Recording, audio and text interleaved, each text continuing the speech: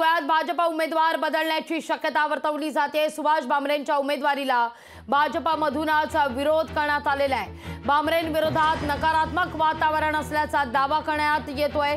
भाजपा धुळ्याची जागा शिवसेनेला देण्याची शक्यता वर्तवली जाते। दादा भुसेंचे चिरंजीव आविष्कार भुसेंना उमेदवारी या ठिकाणी मिळेल का, अशी ही एक शक्यता आहे। नाशिकच्या बदल्यात धुळे भाजप सेनेला देणार असल्याचं आता सांगण्यात येत आहे। याच विषयी अधिक माहिती घेण्याकरता थेट जावी आपले प्रतिनिधी महेश महाले यांच्याकडे। महेश, दोन महत्त्वाचे मुद्दे आहेत। एक तर काल परवा मालेगावमध्ये सुभाष भामरेंच्या या उमेदवारीला विरोध करणारा एक फ्लेक्स लागलेला होता, ज्या फ्लेक्सच्या माध्यमातून 10 प्रश्न उपस्थित करण्यात आलेले होते की का भामरेंना या ठिकाणावरून उमेदवारी देण्यात आलेली आहे। त्यानंतर मात्र भामरेंच्या उमेदवारीला जोरदार विरोध होऊ लागलेला आहे। आता आविष्कार भुसे यांचं नाव सध्या त्या ठिकाणी चर्चेत आहे। दुसरा एक महत्त्वाचा मुद्दा, नाशिकच्या बदल्यात धुळे भाजप सेनेला देणार अशी एक चर्चा बळ धरतीये।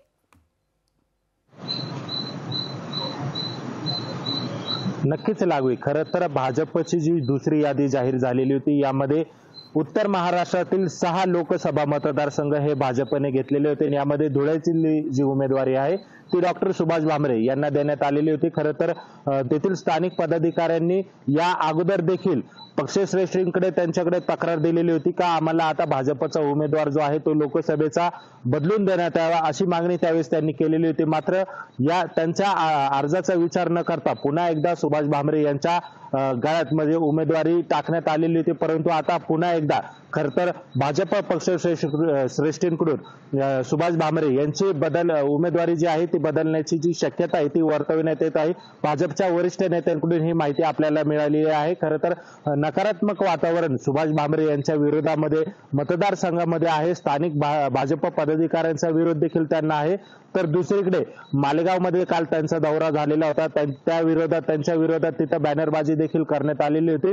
आणि अशा सगळ्या परिस्थितीमध्ये सुभाष भामरे यांची जर उमेदवारी जर कायम ठेवली तर भाजपला तिथे फटका बसू शकतो असा कायच बांधला जातोय। त्यामुळे भाजपच्या पक्षश्रेष्ठींकडून सुभाष भामरे यांची उमेदवारी ही बदलण्याच्या ज्या हालचाली सुरू केलेल्या आहे, मध्यंतरी एक चर्चा देखील झालेली होती। त्यामध्ये धुळेची जी उमेदवारी आहे ती शिंदेच्या शिवसेनेकडे द्यावी, त्या बदल्यामध्ये भाजपने नाशिकची उमेदवारी घ्यावी अशी मधल्या काळामध्ये चर्चा झालेली होती।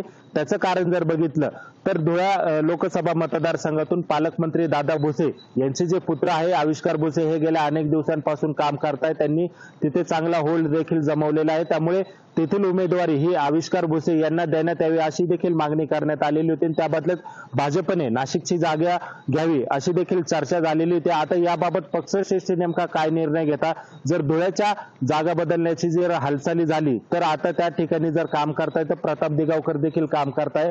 जर उमेदवारी जर बदलायची झाली तर भाजपकडून पुन्हा एकदा प्रताप दिगावकर यांना उमेदवारी देऊ केली जाऊ शकते, तर शिंदे गटाकडनं आविष्कार भुसे यांना देखील दिली जाऊ शकते। आता पक्षश्रेष्ठी याबाबत नेमका काय निर्णय घेता हे पाहणं महत्त्वाचं ठरणार आहे। कारण नाशिक आणि धुळे या जागेचा जो तिढा आहे तो अद्यापही आता सुटणार की नाही हे देखील पाहावं लागणार आहे। तर शिर्डीच्या उमेदवारी संदर्भात देखील अशी चर्चा आहे, कारण उत्तर महाराष्ट्रामध्ये शिंदेच्या शिवसेनेने अद्याप एकही जागा जाहीर केली नाही। त्यामुळे मुख्यमंत्री एकनाथ शिंदे हे आपल्या नाशिकच्या किंवा धुळ्याच्या उमेदवारीवर हे ठाम असल्याचं त्यांनी सांगितलेलं आहे। उत्तर महाराष्ट्रातील किमान एक तरी जागा शिंदेच्या शिवसेनेला मिळावी असा जो जोर आहे तो त्यांनी कायम लावून धरले आहे। त्यामुळे आता धन्यवाद तुम्ही दिलेल्या एकूण सविस्तर माहिती करता।